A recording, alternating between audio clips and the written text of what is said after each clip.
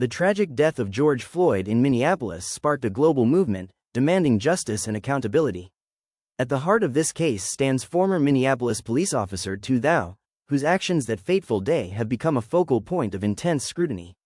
This video delves into the chilling interrogation of Tou Thao, offering a unique glimpse into his perspective and the complex web of events that led to Floyd's tragic demise.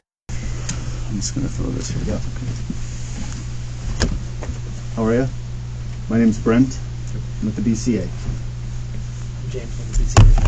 Hey, I'm Blake Hofstetter with the FBI. And what's your name? Blake Hofstetter. Okay. I can get you my card. Bob, do you have your card or? Yeah. Maybe just so you remember who was in here. Just trying to make sure. I got one for you too, Bob. Great. Got a collection.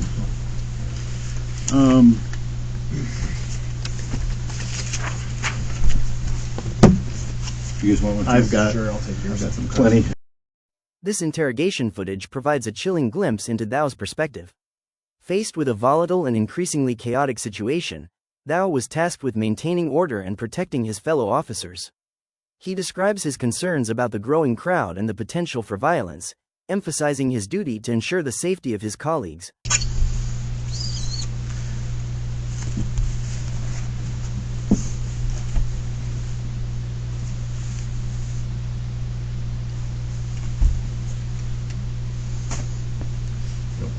Reception in here. You guys have It's kind of a black hole in here. Yeah. Is there a jammer or something? I don't know. You know, I think it depends on your service. Yeah, because it didn't work in the I room. get I'm it. AT&T, but Yeah, Yeah, no, just Verizon works pretty well in here, but figures that AT&T wouldn't be as reliable.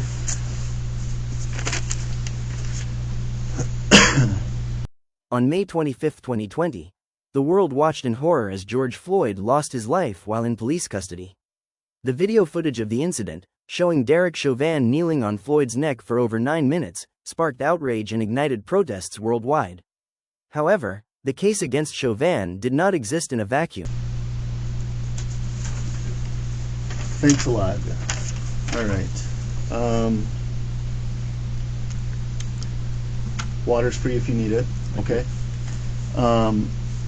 I guess just for purposes of the record, I'm just going to kind of do a little introduction here about just naming everybody that's here.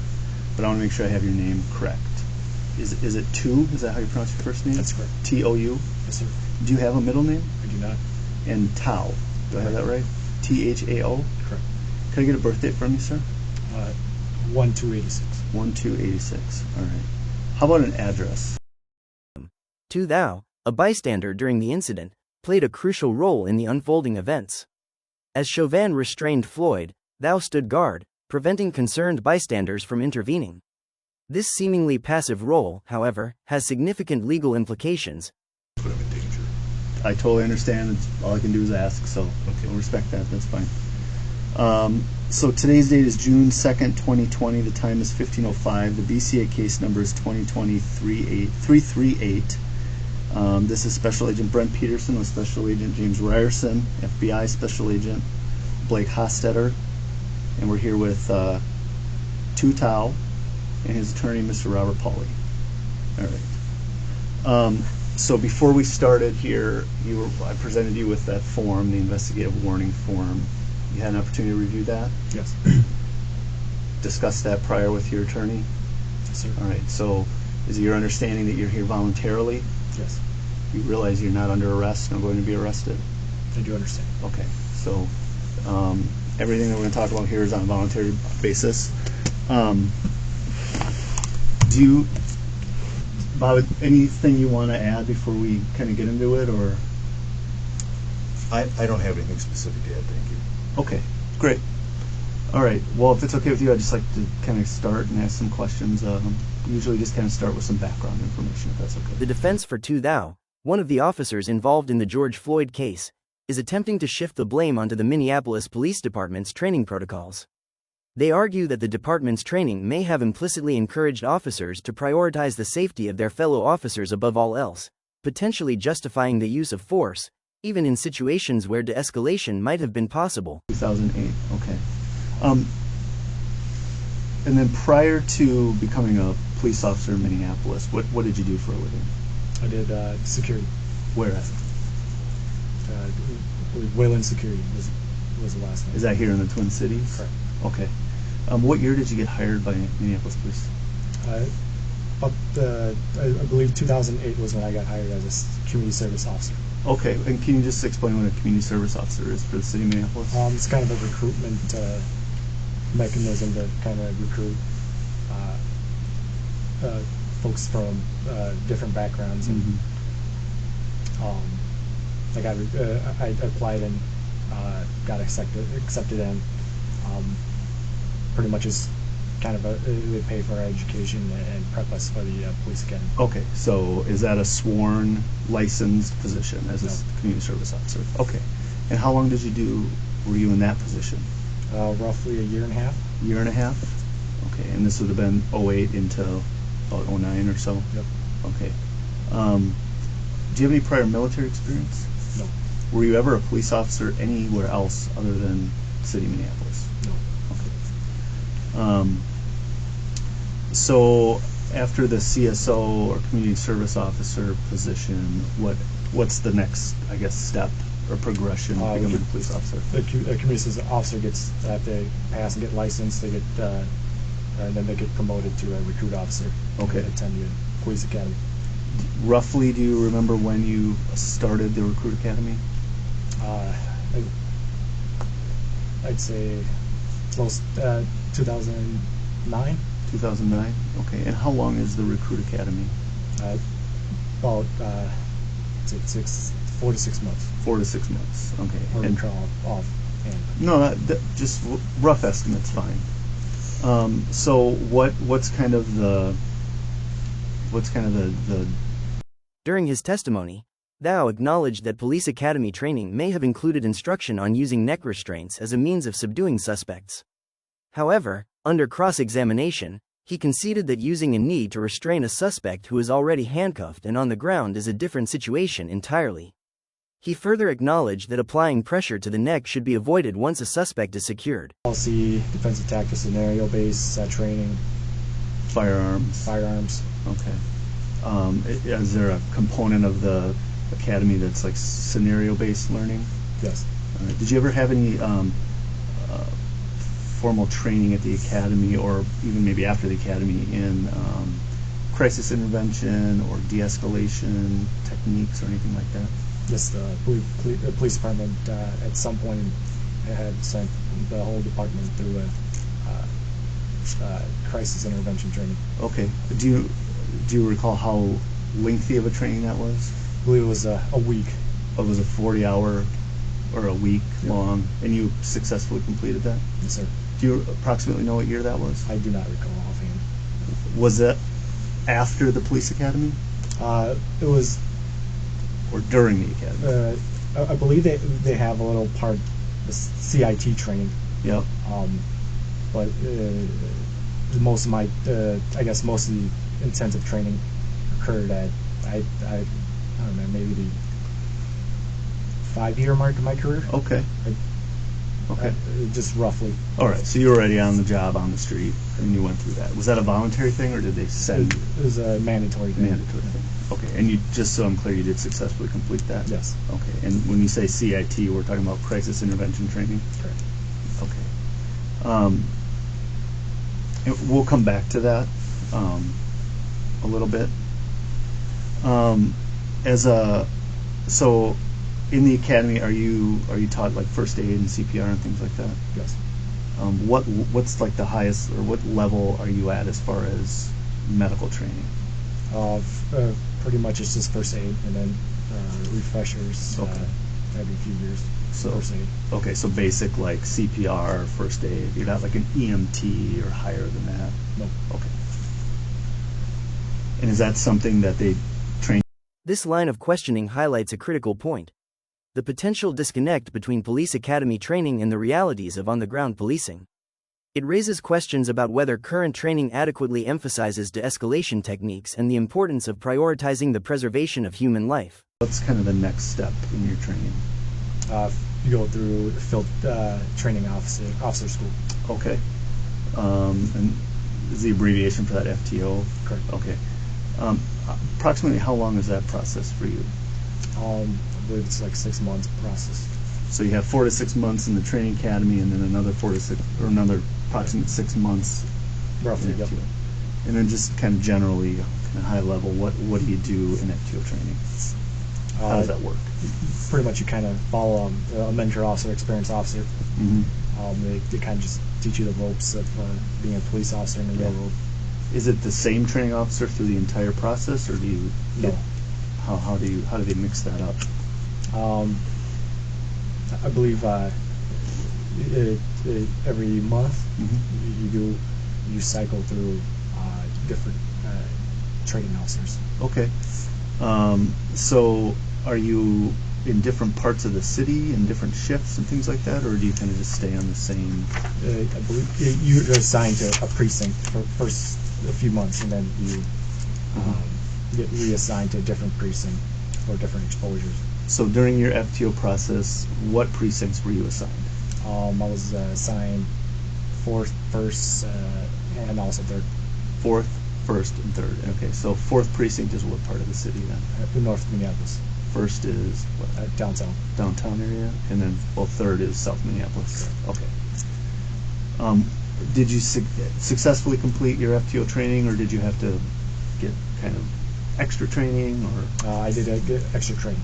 like an extension? I think they call it. Correct. Okay. And how long of an extension was it? I don't recall offhand. Maybe like a month or less. Okay. Obviously, you successfully completed it. When you are going through FTO training, are you a fully licensed police officer at that time? Yes. Okay. So, Tou Thao, one of 3 former Minneapolis police officers charged in the death of George Floyd, is set to testify in his own defense. Thao, along with J. Alexander Kung and Thomas Lane, was present during the tragic incident where Derek Chauvin restrained Floyd by kneeling on his neck for over 9 minutes. what are those hours? 4 to 2 a.m. in the morning. 4 to 2 a.m. Okay. And did you have a specific district that you were assigned? Yes, the Sector 3. Sector 3. Can you just, what are the borders of, or what's the area that's Sector 3? Border is, the east border is Hiawatha, the south border is Highway 62, the west border is 35W, and the north border is 42nd Street East. Okay. Is that a fairly busy area of the city? I would say it's more a quieter area. Of the precinct, I should say. Okay. It's a little quieter area? Correct. All right. So, are you confined to that district, or are you allowed to kind of go up throughout the precinct? We're not necessarily confined to the district.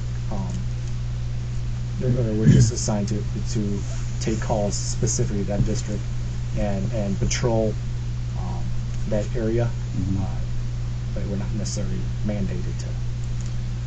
So, I mean, the incident we're going to talk about here that happened on the 25th, that happened in the area of 38th in Chicago. Would that be outside of your normal patrol district? Yes. Is it common, though, to respond as a backup or assist other officers in other parts of the precinct? That's correct. Okay. Go ahead. Did you have any additional responsibilities with the police department? Any specialty assignments, or I mean, were you yourself a field training officer? Or anything like that? No specific specialized training. Okay. All right. What about a patrol partner? Did you typically have a partner? Whoever's assigned to, we're all assigned different squads. Pretty much, there's 4 or 5 to 6 people that may be assigned to it, and based on who's working that day, it's whoever's on your squad. Okay. You're assigned to work with. Did it tend to work out that you'd be with 1 or 2 officers generally all the time, or did you constantly have different partners? I would say the middle. Since I went to middle watch, I've gone through several different officers. Okay. Okay. So on the 25th, what we're here to talk about, did you have a partner that day? Yes. Who was that? Officer Shop. Had you worked with Officer Chauvin previous to that day? Yes. Okay. Have you known him for a while? When I went to 3rd Precinct Middle Watch, that's when I first met him. And when did you go to 3rd Precinct Middle Watch? I went from Dog Watch to Middle Watch. Okay. So I'd say roughly 3 years ago was when I transitioned over. So you've been on Middle Watch for about 3 years? Correct. Okay. And so you've known Officer Chauvin for about that amount of time? Yes. And were you in a regular, semi-regular partnership with him at times? Yes. Okay. Do you know him outside of work? We don't really talk outside of work. I don't really talk much outside. Don't socialize? Too much. Okay. Is he related to you in any way? No. No. No. His wife is not related to me, so that's what you're asking. We're hearing these rumors, Yes. and I wanted to just Yeah. figure if that's true. It's not true. Okay. As a patrol officer in the 3rd Precinct, Middle Watch, do you wear a uniform? Yes, Do you drive a marked squad car? I do. Okay. Can you just describe for us kind of what your uniform looks like, your kind of day-to-day uniform that you would wear? Navy pants, sky blue shirt, outer sky blue vest, and pretty much your standard police equipment. So, as far as the standard police equipment, you're referring to your belt? Yep, belt. Can you just walk us around what you carry in your belt? My right side is my handgun. On my stomach, right side here, it's my mace. My left side quadrant here is my magazine. I have also a handcuff right here as well next to my gun. And then another pair of handcuffs, my back left side, along with my radio and flashlight. And I do have a glove, disposable glove holder on the back. Are you issued a taser? Excuse me, and taser with next to the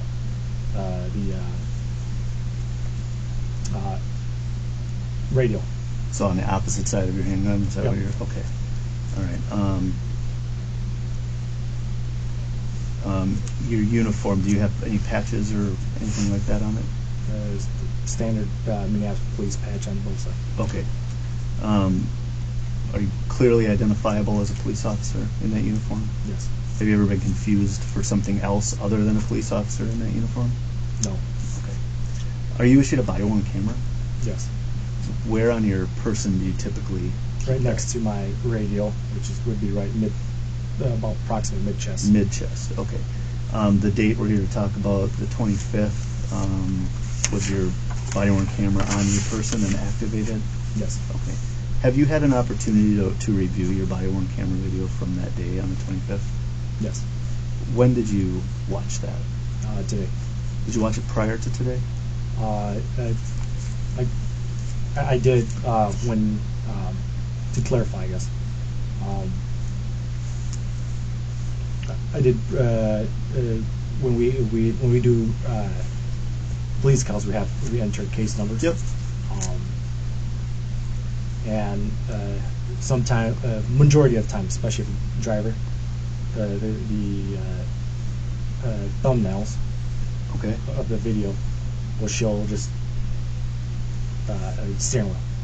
Okay, like the first frame of the Yeah, video. the first frame. Okay. So it helps to just click and just see what video this is, Okay. and then you just pause and then it's that video. So then I put in the case number Okay. specific to that video. Okay. So your responsibility then, when you have recordings, is to categorize them. And sometimes in order to categorize them, you need to watch them. Is that what you're saying? A little bit, just to figure out what it is. Yep. Okay. All right. And how do you watch them? It is your the phone, the city issued phone, Okay. So it connects somehow to your. Wi-Fi. Yes. Understood. Okay. Did you watch the whole video, or Just to get a sense of the scene of this, what video this is at. and is that all within the policy of the police department to do that? I don't believe there's any policy that says that you can't. Okay. Perfect. You mentioned you watched some video today. And that was here at the BCA, correct? Yes. Who was present with you when you watched that? My lawyer. Okay, Mr. Pollock? Yes. All right. Anybody else present? Nope. All right. And how many videos did you watch? I believe it was 4 videos. Did you watch them in their entirety? Yes. Okay. How many times through? Once, and then the longer video, about a second time. Okay, so the main video that kind of shows the incident we're here, or part of the incident we're here talking about, you watched it twice? Correct. Okay, understood. Well, let me just intervene. Did Sure. you watch the entire large video or just parts of it? Just parts. Just parts. So one time through, and then went back and watched parts of it? Correct. Okay, I understand. Your squad car, do you typically drive kind of the same squad car every shift? That specific one, 352, is not our squad. Is that the car you were in on the 25th? Yes. Okay. We're designated squad 330, but it was the actual squad is 352. Okay. So does your call sign necessarily have to reflect what the squad car number is? No. Okay, so your call sign is 330, but you're in squad 352. Correct. Okay. What did the squad car look like that you were in? Can you describe that? It's one of the older squads. It's a SUV Ford. Okay. Standard Minneapolis police marked squad, What's like the color signature on it? black and white with a police shield. Okay, where's on the police shield? On the doors. All right. Do you have a light bar exposed or hidden or? Light bar. Light bar. Full Okay. light bar. Is there a recording device, a recording system in the squad car? It was a MVR. MVR. Okay, and what is an MVR? There's it's basically the camera for the squad. Okay. That faces forward. Okay. Do you know if the MVR was activated during this incident we're here to talk about? I activated when we started out code 3 run. Okay. And then once it was deemed dispatch said it was or squad 320 called it their code 4. Yeah. We slowed down. I turned off the light and turned off the squad video. Okay, so when you say code 3, Meaning lights and siren, it's emergency. does the camera automatically turn on or do you manually turn that off? Automatically should turn on. Okay, and then when you downgrade, does it turn off automatically or you manually? I manually turned off. Okay, understood. Have you watched that video at all? No. So is that, you turned that off before you got to the scene? Is that how I'm understanding it? Correct. Okay, so it would just show you driving fast for a little bit and then, okay, understood. All right, that day when this incident happened, prior to the call that you went to assist at 38th in Chicago, do you have any recollection approximately how many calls you had been on prior to that? Rough estimate? I would say 3, possibly 4. I don't recall offhand. Do you remember any of those calls? I remember the last one, What was that? which was a domestic with a custody, parental custody domestic. We spent a couple hours doing that. Okay, was there an arrest made or anything significant about that call? No. Okay. All right. And then, as far as designating tasks when you're with a partner, who was driving at the time you guys went to 38th in Chicago? I was driving. Okay, and so what's your role as the driver? Is there a designated role that the driver has versus the passenger? Generally, it's and for me and Derek was driver, so you're pretty much the chauffeur, Okay. and he's a report officer, contact officer on the back, just pretty much back. Okay, and do you do that for the whole shift, or do you switch roles at some Rotate point? mid-shift. Mid-shift? Okay. So you hadn't changed those roles yet Nope. at this time? Okay. All right.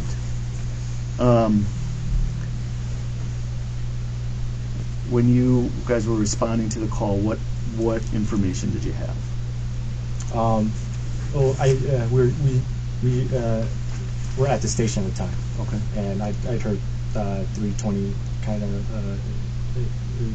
call for a backup, and it sounded like it was urgent just by his voice. Mm-hmm. And so I went out and Derek went out as well, and we went into the squad car. And then I guess he was reading remarks as we were en route. What did you know about the call that they were on? I should probably, I guess, backtrack a little Sure. bit. We were initially dispatched to this this call first, Okay. out of sector, Mhm. because we were the only one available. And then 320 cleared their call and canceled us. So and took their call in their sector, and so I had heard remarks that it was a forgery in progress. Okay. All right.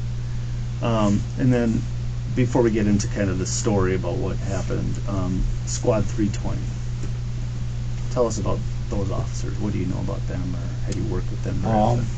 Very new. I believe Officer King was just 2 days off FTO, Uh-huh.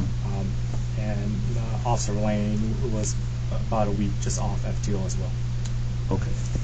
So, in your experience, is that pretty common to have two kind of rookie cops ride together?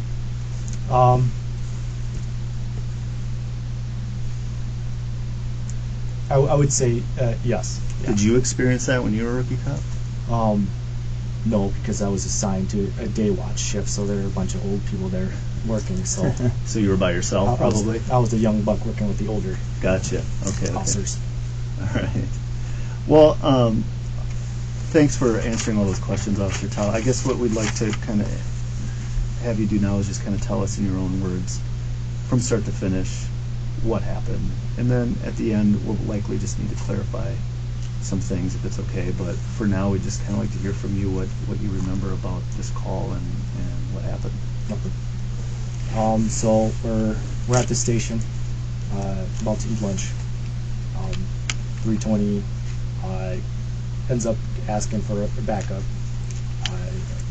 It sounded like it was something urgent, like they were struggling with somebody. So, being that I believe we're the only squad left available by default,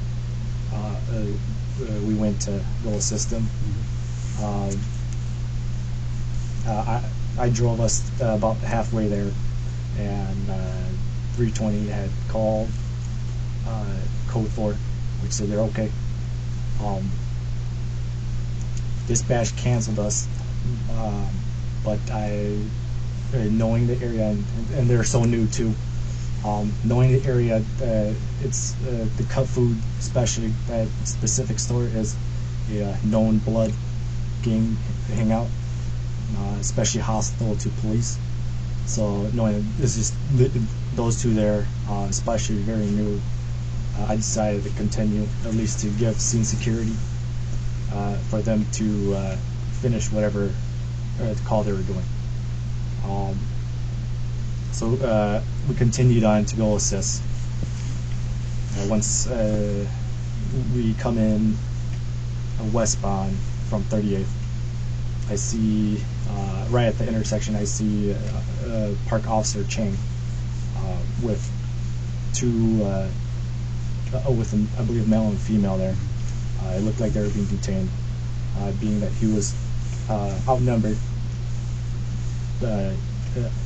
I pulled off to the left side to back him up. He waved us off, kind of pointing to the other side of the intersection. Meaning maybe he's wanting us to go to the other side of the intersection. So I end up getting out of that, driving towards Squad 320. As we get out, I could immediately kind of hear a guy yelling, a citizen yelling, saying something similar to, "Hey, just do what they say," just similar to that. You're not going to win. Basically, trying to reason with a guy. As I approach the squad, the doors open. The rear driver doors open. I see Officer King trying to get the later to be Floyd. At that time, we didn't know his identity, but and Floyd resisted and refused to voluntarily sit in the squad car as Officer King was ordering him to sit in there. I could see that Floyd was stiffening up his body in a way to kind of prevent Officer King to kind of insert him in there. Floyd's kind of a bigger guy, so he's bigger than all of us. And he's yelling, saying he doesn't want to go into the squad car. And is saying he's claustrophobic. From my understanding, he was sitting in a vehicle prior. So, Officer King was trying to get him. They're able to kind of get his head in at some point. Officer Lane is on the other side of the squad. Opened the rear passenger door. Essentially, Officer King is trying to push as Lane is trying to pull him in because Floyd is resisting and not following directions. At some point, he's able to get his body inside, but ends up flinging himself out of the door where Lane was trying to pull him in, which is the rear rear passenger door. So he flings himself out.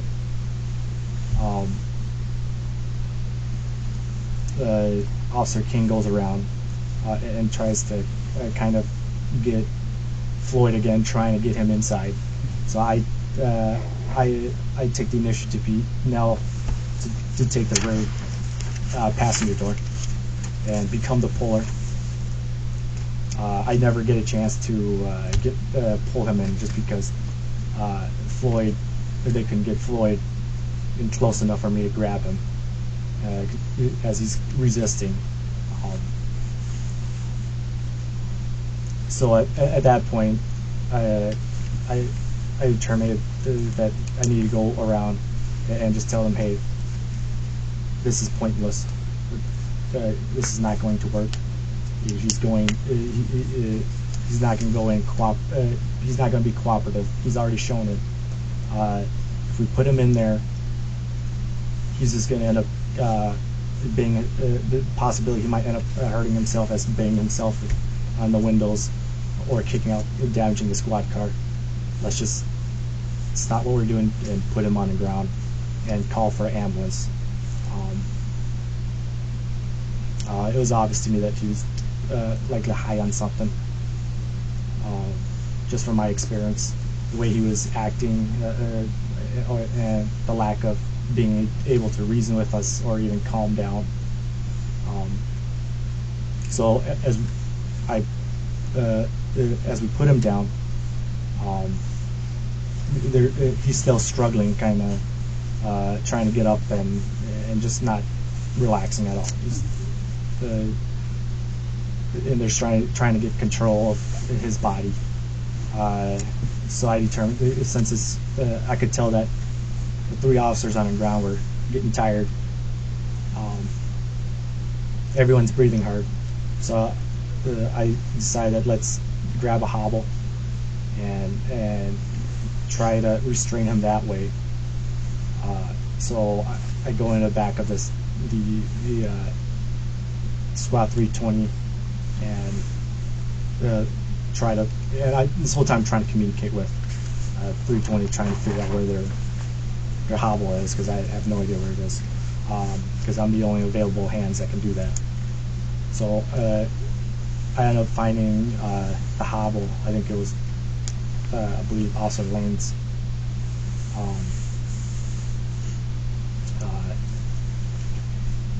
bag, and I think I handed it to one of the officers. But then at that time, several minutes had gone through, and I already know an ambulance on the way, and I already communicated with them to figure out if a ambulance is on the way, and I believe I've asked Officer Lane, hey, just to verify, do you guys have an ambulance on the way? Yes, code 2, and the situation where the crowd was starting to kind of gather up, and especially in that area where there's hostile police, and the way Floyd is acting, I went on the radio and told dispatch that we needed the ambulance here, code 3, emergency lights and sirens. Since the ambulance is already on the way,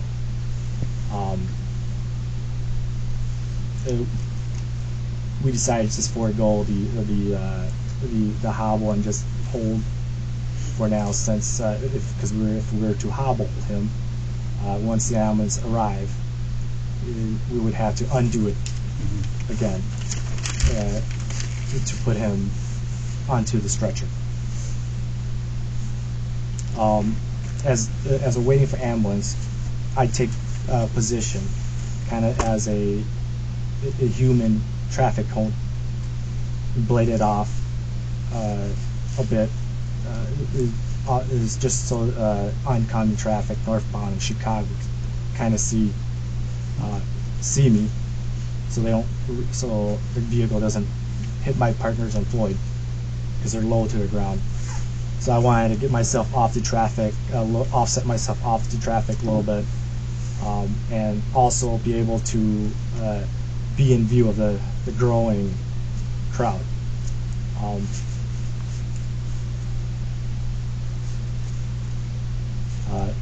So I just kind of so the rest of the time I'm just kind of focusing on traffic and the crowd. That's what I felt my job was at the time, is crowd control and make sure my guys don't get run over. As the crowd is starting to grow and become loud and hostile toward us, I decided that to forego traffic and put myself in between the crowd and the officers, and turned off looking at just spending majority of my attention looking at the crowd, make sure they don't charge us or bull rush us, as the officers on the ground are defenseless.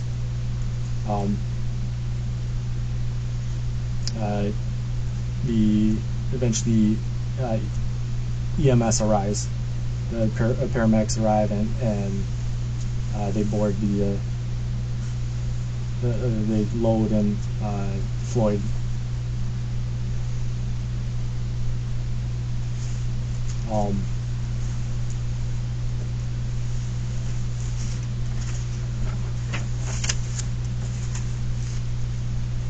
After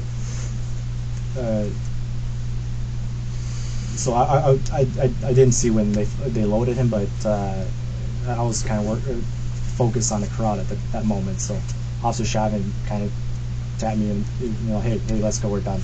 So that's when we left that original squad 320 and went across the street to check on Officer Ching, since he was outnumbered.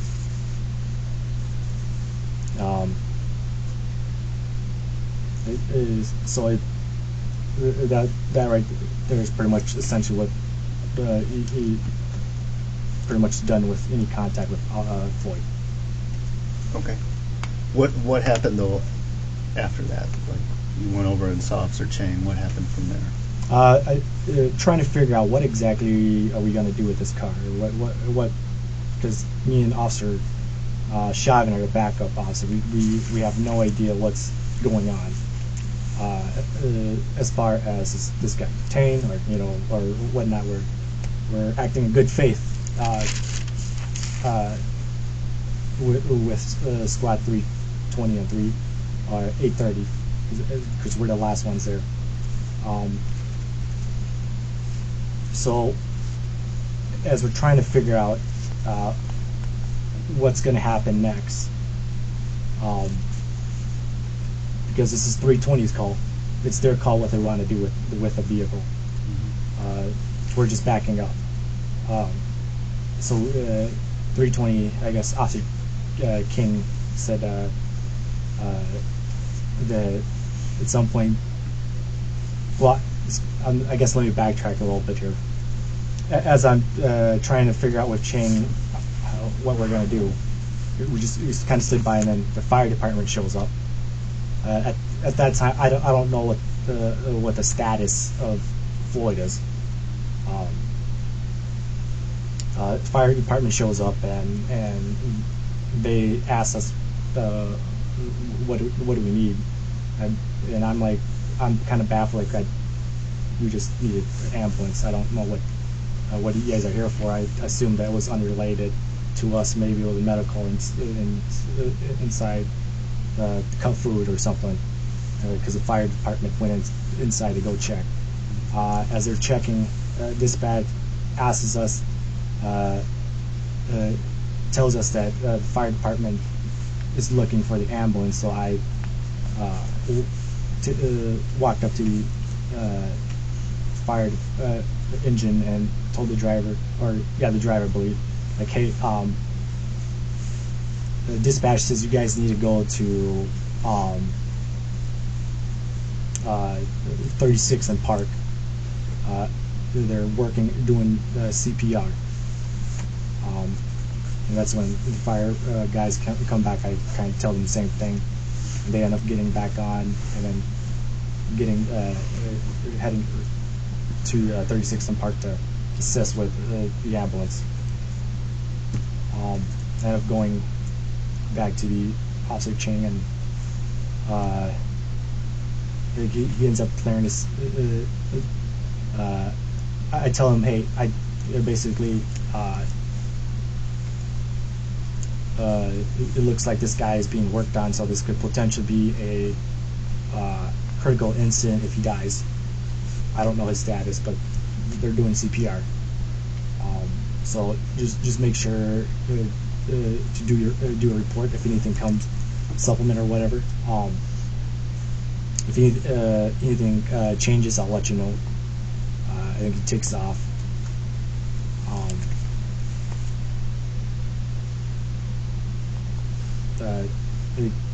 Lane, I think later on, I believe he went to ambulance with. Went into ambulance with Floyd. So it left Officer King there with us. And then we're trying. I guess we talked to him about what he wanted to do with the vehicle. Or actually, he's telling us that. So he started proceeding to tell me, like, kind of like, this vehicle is legally parked. We're just gonna take the keys for safekeeping and leave it here. But I stop him, and I don't. And this is more maybe attributed to his lack of experience. I don't think he realized the gravity of the situation, potential situation. So I tell him, no, we're not. We're not gonna leave the scene. You need to call the sergeant, notify them of what's happening. We need to hold the scene, especially the vehicle, because it could potentially be evidence that of this whole incident. So he ends up. I don't remember. I think Officer Chavin might have been the one that called. I don't recall off. We've been one of those two. Sergeant Pluger, and he arrives on scene. I believe Officer King fills him in on what occurred.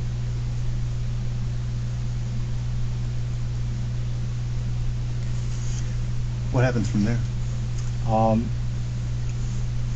Sergeant Pluger said that he needed to go check on the status of Floyd, and me and Officer Chauvin are to go with him up there.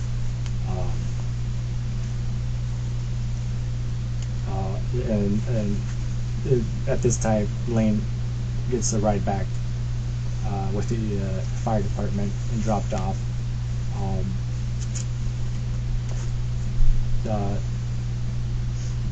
So they're instructed to stay with the vehicle at the scene and hold the scene for as potential crime scene until we know the status of Floyd. Me and Officer Chauvin end up heading up to HCMC to meet with Sergeant Pluger at HCMC, check on the status of Floyd. What did you learn? Through the entirety of our HCMC, we just stood out of the we were out in the hallway. About maybe we were probably there for 5-10 minutes. And I believe a doctor comes out and informs us that Floyd was pronounced dead. I left out of the ambulance bay, and we stood by the ambulance bay. I guess Sergeant Bluger was probably talking to the watch commanders or informing them. Okay. And what did you and Officer Chauvin do? We stood out just waiting for our next instruction. Did you receive some instruction? Yes, to wait for our escort officers. Okay. Okay. And what does that mean? When officers in Minneapolis get into a critical incident, there's kind of a mechanism where the department has a escort officer, where both everyone's separated, and has a escort officer come and wait with us and transport us to City Hall. Who was your escort officer? I believe it was Sergeant Muhammad. Excuse me. Sergeant Muhammad? Yeah. Where did he take you? City Hall. Anywhere specific in City Hall? I believe it was I want to say room 100. Okay. And then you remained there for some amount of time? Yes. Okay. Is it okay if we just clarify some things? Sure, you can. Yeah. Okay.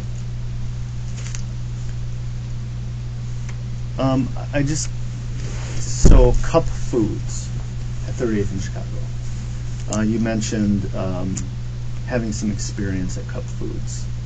Can you elaborate on that? What kind of calls over your time in the 3rd Precinct have you had at Cup Foods? A lot of shots fired, fights. I think I might have picked up maybe a couple of people there on warrants. On warrants, you said? Correct. Okay. The call that 320 was on, that was you said a forgery call? Correct. Was there any mention of violence or weapons in that call that you recall?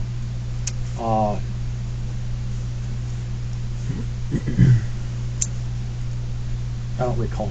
Okay. Do you recall like the essence of what the complaint was? I believe it was somebody passed a fake. I think the remarks somebody tried to pass a fake bill. Okay. The person was appeared possibly intoxicated. Mm-hmm. Okay.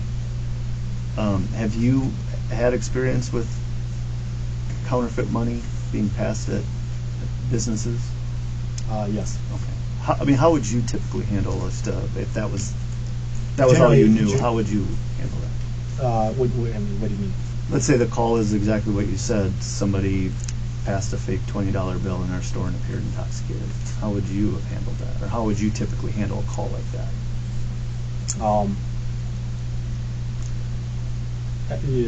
If we have a suspect, I guess they would be detained. Mm-hmm. And obviously we get more backstory while being detained, we'd probably get more of a backstory from the store, and then verify if it was actually a fake bill or not. Sure, that makes sense. Okay. It's a fairly common call.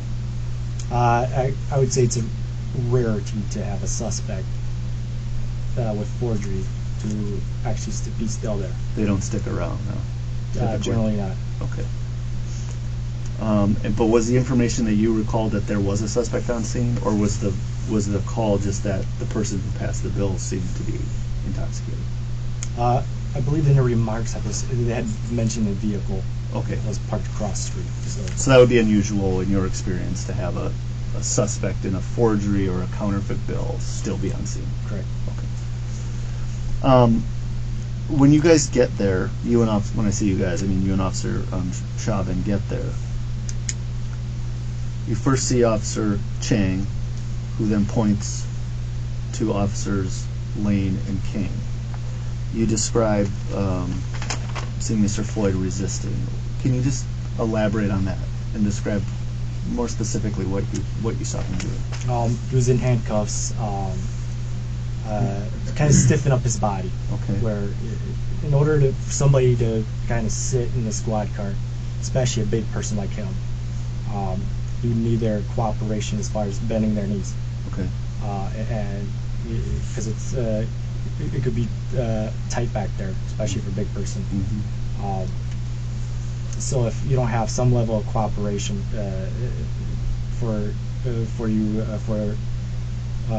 from the suspect, it's going to be extremely tough, especially if he won't bend his knee.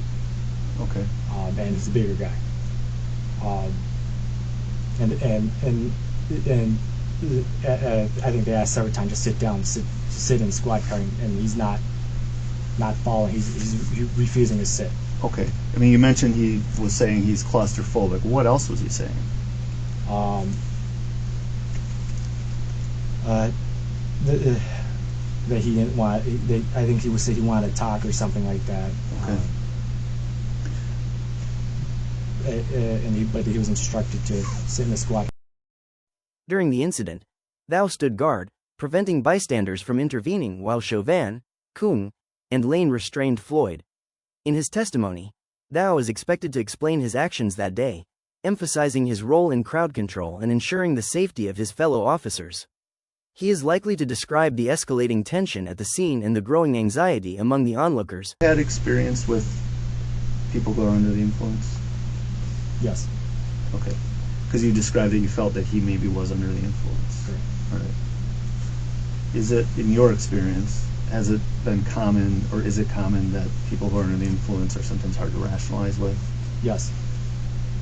Did you see any, or at the time there, have any thoughts about maybe an alternative way to handle this, being a little more veteran officer? First, it wasn't our call. We're just a backup officer, so we don't.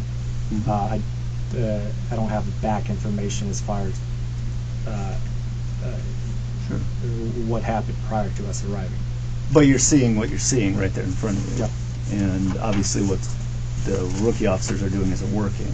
Did you make any suggestions about maybe an alternative to trying to get him in the car? Later on. Later on, but what about prior to getting him in the car? No. Okay.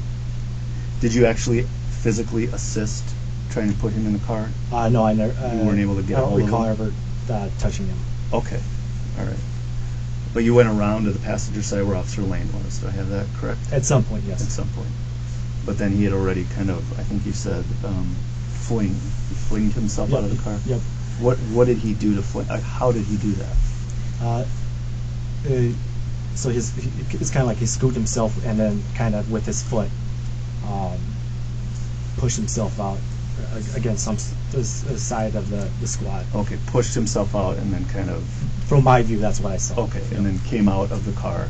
And then you made the suggestion to put him on the car. And so they try again to do the same thing again. What do you mean? Try to get him to sit in the squad car. Oh, okay. But from that side. And at that time, I'm like, all right, guys, it's pointless to do this. Thao's defense will likely focus on his perceived duty to maintain order and prevent any interference with the arrest. However, the prosecution will undoubtedly argue that his actions, or lack thereof, contributed to Floyd's tragic death. The trial of Tou Thao is a crucial step in the pursuit of justice for George Floyd and a pivotal moment in the ongoing conversation about police reform and accountability. Understood. Okay. So you went through you said the 40-hour CIT, crisis intervention training. Yes.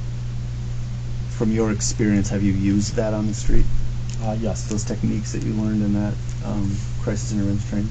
Was there anything about this call that suggested to you maybe this might be a good use of those skills as a crisis intervention officer? I'd say it doesn't hurt to try. Did you try? I did not try. I was not the contact officer, so. Why does that matter? I don't have much of a, I guess, because I would like just kind of backtrack a little bit here. I don't know what happened prior to it. Okay. I guess the only attempt you could say is, just kind of tell him to relax. Okay. Did you do that? I did. Okay. How did he respond to that? He didn't respond at all. Okay. He was still kind of in a manic stage, I guess. It seems you use the word pointless. That what the officers were doing seemed to be pointless. At that point, it was. We've already spent several minutes trying to get in the squad car from the rear driver's side. Do you know how many minutes you actually were spending by the time you got there? I know you don't know what was happening prior, but when you got there, about how many minutes? I wasn't counting. Rough estimate? Did it seem like several or a couple, or what do you think? Maybe a couple minutes, roughly. Okay. What was the purpose of calling for the ambulance? I felt that that he was likely gonna that he was possibly on drugs. Okay. Just the way he was acting, erratic behavior, and Thao's testimony provides a crucial piece of evidence in the broader context of the case against all 4 officers involved. It sheds light on the complex dynamics of the situation, the challenges faced by law enforcement officers in high-pressure environments, and the tragic consequences of their actions. Figure out what we're going to do from there.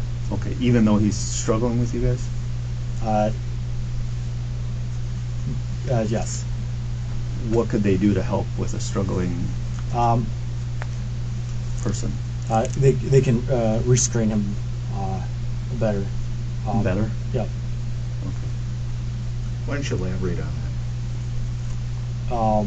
that? So instead of being handcuffs, usually when we deal with people that are kind of excited, delirium, or on high on something, and have and they're out of control, we assist with holding them down, putting them on the ambulance gurney there, and usually what they'll do is handcuff him, their own handcuffs, and handcuff that person to the gurney. Does that help calm people down? It restrains them until paramedics can kind of assess what they need to go from there. Okay. You mentioned just a second ago excited delirium, I think you said, correct? What is that, as far as you understand it? I guess it could be a mental health or more than likely drug related, where they go on a high, like extreme high, and they're acting erratic, they're not making sense, kind of generally, from my experience, sweating profusely. You're unable to reason with them at all. They don't really have any self-awareness, and potentially very. The case of George Floyd serves as a stark reminder of the systemic issues within law enforcement and the urgent need for reform. It is a tragedy that continues to resonate across the globe, prompting critical conversations about race, justice, and the use of force. With if there's drugs on board. Could excited delirium also potentially be fatal to a person? Yes. Okay. Where did you learn, like, how do you know this about excited delirium? We learned it through well, it's part of being licensed is you go through the Minnesota Post Board curriculum there. That's where it initially was taught about that, and then there's further training with MPD. Does, in your understanding of excited delirium, does struggling or fighting with, let's say, officers have any role in exacerbating excited delirium or making that worse? I think that's kind of out of his scope of knowledge. Okay. And you're asking questions like he's a medical professional. Well, I think If you have a question about his training, I'd ask you. that is a training question, I would say. Well, you didn't ask it that way. In your training on excited delirium, have you heard or learned any information about the role a struggle has with excited delirium?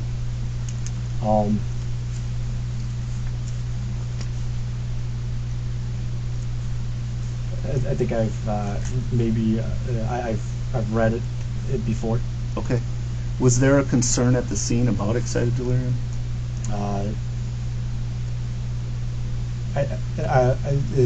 I would say, for me, it was at the time it was more like a drug related, potentially